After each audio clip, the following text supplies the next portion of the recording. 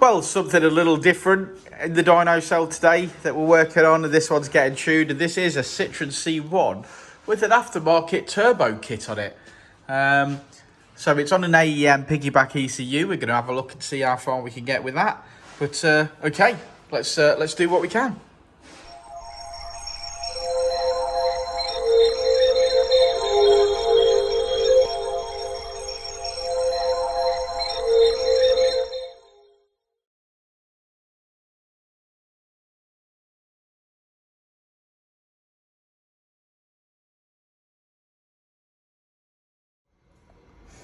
Well, finally, that thing is connected. Not fun.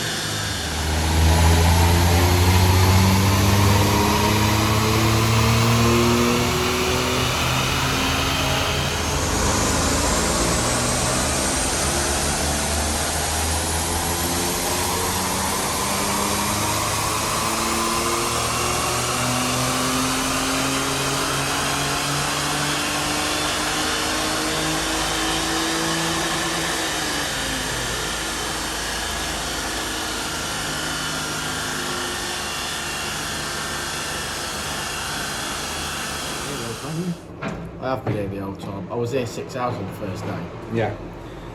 Yeah, so a little Citroen C1 or Peugeot. Was this a Peugeot? It's a Citroen. Yeah, Citroen C1. Citroen But C1. Peugeot, they're all the same, isn't they? Yeah. Yeah, so a little turbo kit on it. I think it's got the original manifold. They modified the manifold slightly, ran it to a Fiat 500 turbo is what I believe they've done.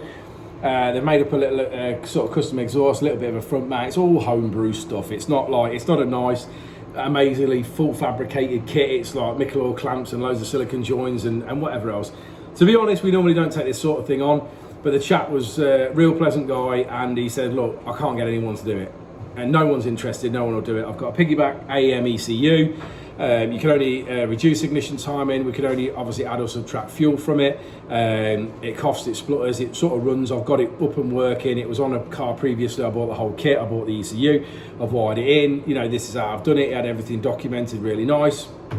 The only thing that was a little bit of a misunderstanding, I think, from our point of view, was he had a laptop in the car and he had it plugged into it. And so on the Saturday, when he came down to speak to us, he had a laptop in the car. Yeah, he had it in the car and it plugged in. And I assumed at that point that he was connected to that and it was all working. So I agreed and we took the job on. Saying, if you've got a laptop that works, the biggest headache with these is getting connected to them and having all that hassle.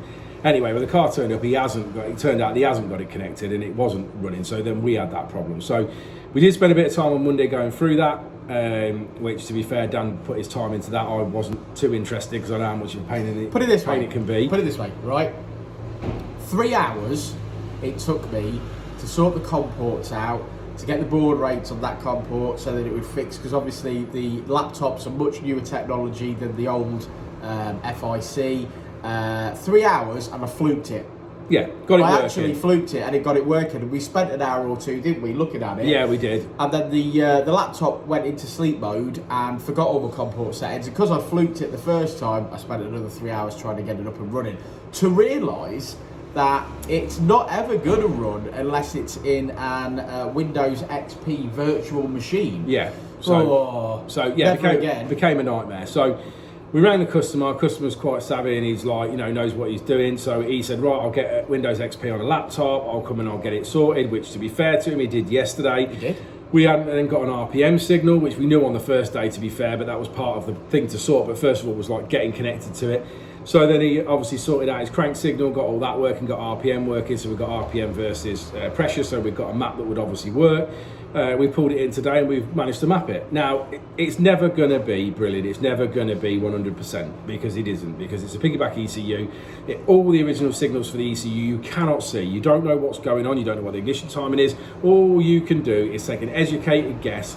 And for example, like in the instance of what I've done, I've took timing out like I would on any other turbo car that I would tune. Yeah. So it's almost like writing a base map, putting a set of deck cans on it and then doing a few pulls. There really is not a lot you can do. And at that point, set some fuel in. So in this instance, I've gone for like a 12.2 on the fuel in, nice flat 12.2 once it's on boost. Yeah. Set it up to where the car feels comfortable. Again, I don't know what sort of boost they can handle, but again, we started on 2 PSI, crept it in 3, 4, we ended up at 5. That sat us at just under 100 brake horsepower, which I think for a car that is sort of 68 stock, that's more than good enough.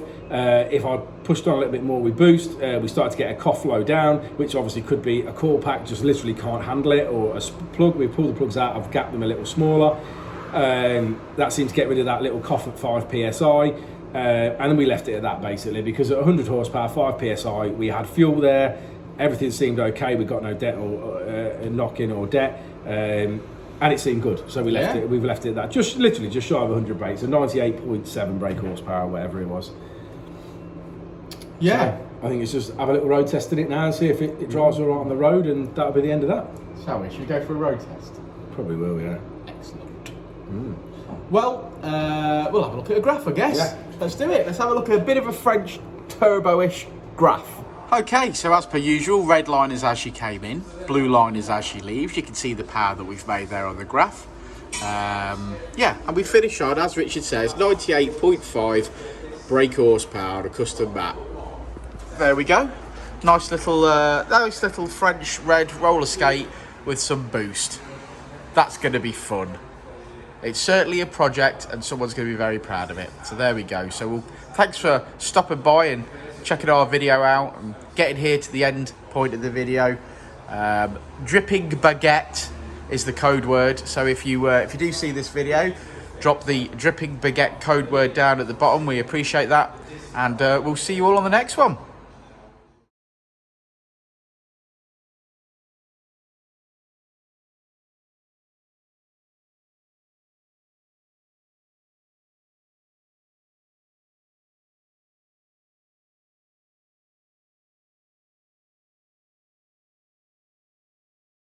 Before, and I'll say it again. Life moves pretty fast.